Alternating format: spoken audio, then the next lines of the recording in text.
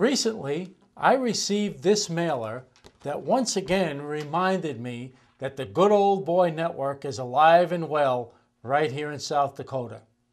Can you read it? The top line says, and I quote, "Brian Gosch is a well-documented supporter of gun rights."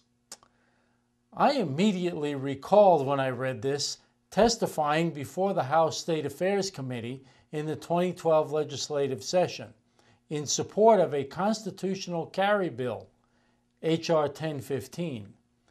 Brian Gosch was a member of that committee and voted against the bill.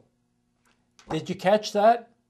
Brian Gosch voted against a constitutional carry bill for South Dakota and for his good old boy friends. Can you see who sent this mailer? Why, it's from the good old boy friends at the state Republican Party leadership. But there's more. When Representative Stace Nelson expressed his opposition to a foreign-financed huge project in his district, he was unceremoniously removed from the House Agriculture Committee by the same Good Old Boy Network.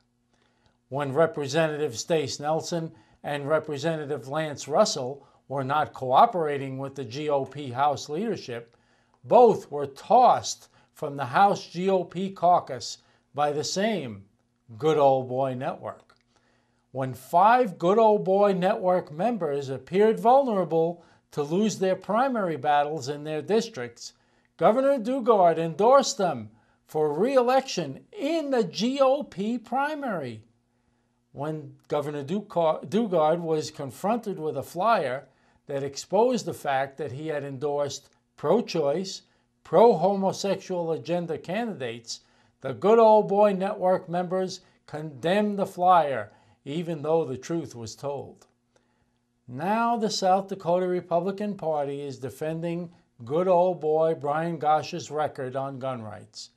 This is the same Brian Gosch who violated state law by notarizing his own candidate petitions and shouldn't even be on the ballot. The writ of mandamus to remove him from the ballot is being delayed and obstructed by, you guessed it, the Good Old Boy Network. The Good Old Boy Network is arrogant, dismissive, and derisive. Please join me in refraining from sending any of them back to Pierre on November 6.